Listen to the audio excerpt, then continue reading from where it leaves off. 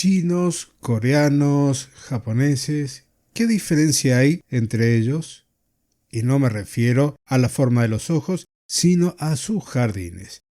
El episodio de hoy está dedicado a Carlos Soto, que me hizo la siguiente pregunta: ¿qué características tienen los jardines coreanos? Y me quedé pensando en ello porque hay muchas series coreanas de época que están en las distintas plataformas de streaming, pero cuando hablamos de jardines siempre nos referimos a los que vienen de Japón. Resulta que a partir de su consulta, porque vengo trabajando estilos de jardines tanto en mi newsletter, que te invito a que te suscribas, como también en mi canal abierto de Telegram, me llevó a pensar por qué no hablar hoy de los jardines coreanos, respondiéndole a este seguidor y además para mostrar algunas pequeñas diferencias o grandes, dependiendo desde dónde lo estén mirando, entre los jardines coreanos, los japoneses y los chinos. ¿Cuáles surgieron primero? ¿De dónde hubieron más influencias? Y todo eso lo vemos hoy, lo escuchamos hoy, porque te lo cuento aquí en el podcast de jardinería y paisajismo.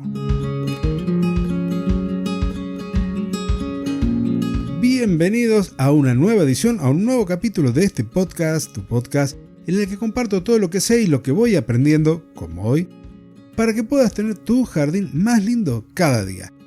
Y para empezar, lo que voy a hacer, como hago habitualmente, es agradecer a nuestro patrocinador PersonalGardenShopper.es, la tienda online de jardinería número 1 de toda la península ibérica.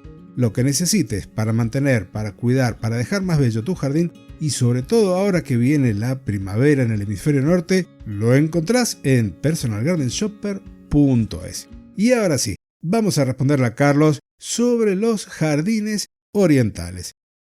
La verdad que es un tema muy apasionante. Empezás a leer, empezás a estudiar un poco y te encontrás con muchísima información. Voy a tratar de resumirla en los 10 minutos habituales del episodio, empezando por contar un poquito de la historia de los jardines en el Asia Oriental, porque es larga y compleja y además hay muchas influencias mutuas entre las distintas culturas a lo largo de los siglos.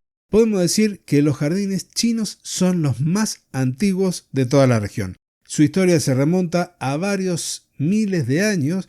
Los primeros registros que hay de jardines chinos datan de la dinastía Shang. Estamos hablando entre el 1600 y el 1046 a.C., pero luego, dentro de lo que son las dinastías posteriores, la Han, que va desde el 206 a.C., o sea, 2 siglos antes de Cristo, hasta 2 siglos y un poquito más después, empiezan ya más a trabajarse los jardines, lo mismo con la dinastía Tang, desde el 618 hasta el 907 después de Cristo. Siguieron sofisticándose a lo largo de los años, desarrollando muchas de las características que hoy conocemos, como por ejemplo el uso de rocas para simular formaciones montañosas, la inclusión de los estanques, de pabellones, de puentes y un fuerte enfoque en la armonía y en el equilibrio. De allí, por la misma cercanía, los que comienzan a trabajar los jardines, pero ya con otra mirada, con su propia cultura, vienen los jardines coreanos, es decir, chinos, coreanos y al último, en la historia que te voy a contar hoy, aparecen los jardines japoneses.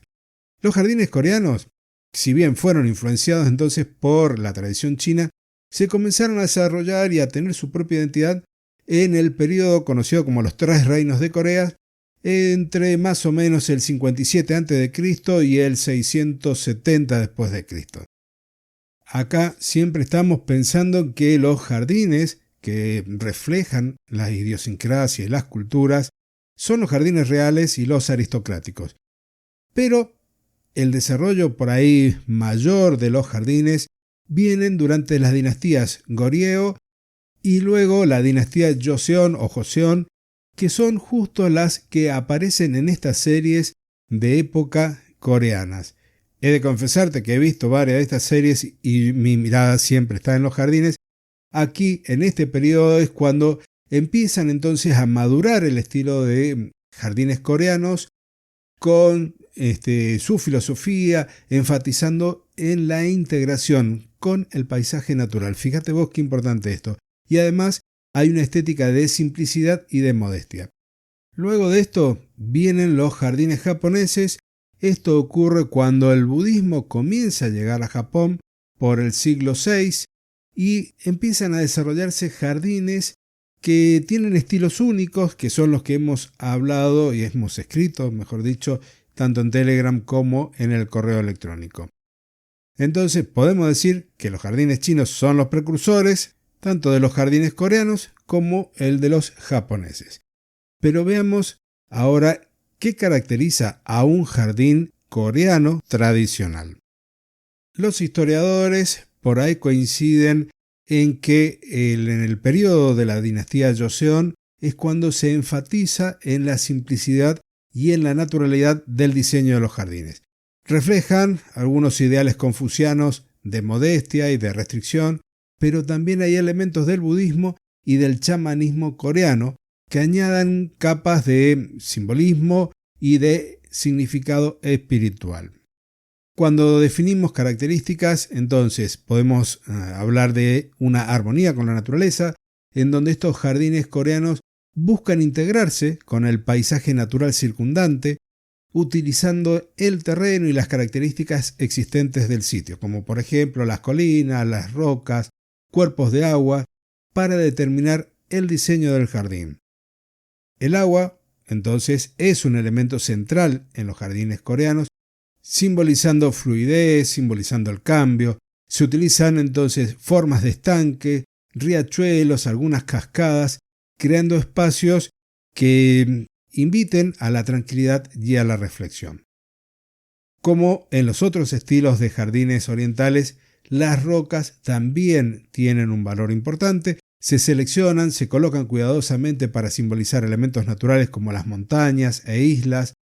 Hay videos en YouTube que estuve observando en donde hay espejos de agua con formas cuadradas que representan a la tierra y pequeñas islas con forma circular que representan el cielo, en donde hacen esta aparición las rocas como elementos decorativos que, además de eso, como te estoy comentando, tienen un carácter simbólico que representan la permanencia y la inmutabilidad.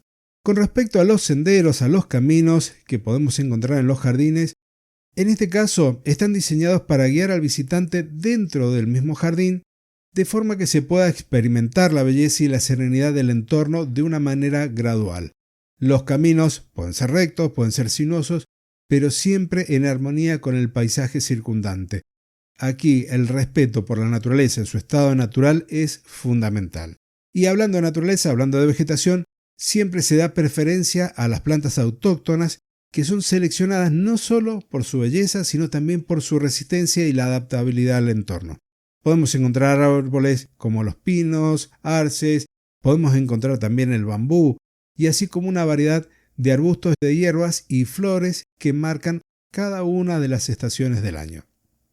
Con respecto a las estructuras y a los pabellones que podemos encontrar, tanto los pabellones como algunas estructuras pequeñas como casas de té y miradores se integran en este diseño del jardín como lugares para el descanso y la contemplación. En estos videos que te comentaba y páginas web que estuve leyendo antes de hacer el resumen para hoy, se veían estos pabellones en donde se sentaban los emperadores, donde se sentaba la gente importante de la historia coreana a contemplar y a meditar, mirando los espejos de agua, mirando el reflejo de la naturaleza en ellos, porque estas estructuras subrayan la conexión entre el interior y el exterior, fusionando lo que es el paisaje con la arquitectura. Y en cuanto al último aspecto, al simbolismo y a la espiritualidad, podemos decir que las rocas, con su disposición, el agua, la vegetación, no solo buscan la estética, sino también representan conceptos filosóficos y espirituales como la armonía entre el hombre y la naturaleza, el flujo de la energía vital, el chi, y todo el ciclo de la vida. Y como para terminar el episodio de hoy, para hacer una especie de cierre comparativo entre los jardines coreanos, los japoneses y los chinos, si pensamos en las estructuras, entonces los jardines coreanos tienen pabellones abiertos pensados para la contemplación, los jardines chinos tienen pabellones, también tienen puentes curvos y torres como estructuras dentro de los jardines, y los japoneses las linternas de piedra, puentes y las casas de té. Cuando pensamos en los caminos, en los senderos, Los jardines coreanos son naturales e invitan a la exploración. Los chinos están diseñados para revelar el paisaje a medida que se recorre por ellos, y los japoneses suelen ser algunos caminos de piedra y a menudo van llevando de un área a otra área clave. La presencia del agua. Entonces, jardines coreanos. Tenemos estanques, tenemos algunos riachuelos fluyendo de forma natural. En los chinos, grandes estanques con islas, incluso podrían haber algún tipo de botes.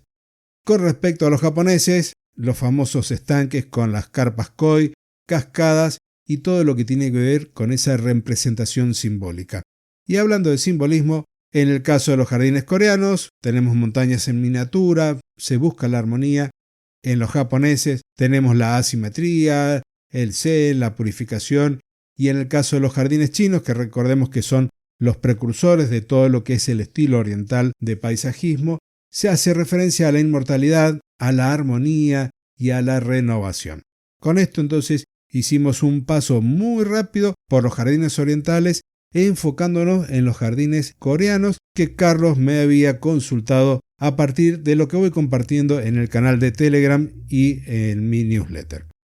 Espero que esto haya sido de utilidad o al menos te haya despertado la curiosidad como a mí. Si te ha gustado el episodio, por favor, no te olvides de compartirlo, de dejarle el me gusta, de dejarme tu consulta si querés que hable, por ejemplo, un poco más de los jardines de estilo chino, que tienen una historia y una tradición riquísima y que habitualmente no hablamos de ellos, supongo que por nuestra propia ignorancia. Entonces, hasta aquí llego, me despido, nos encontramos la semana que viene en una nueva edición de este podcast, tu podcast de jardinería y paisajismo. Hasta entonces y muchísimas gracias.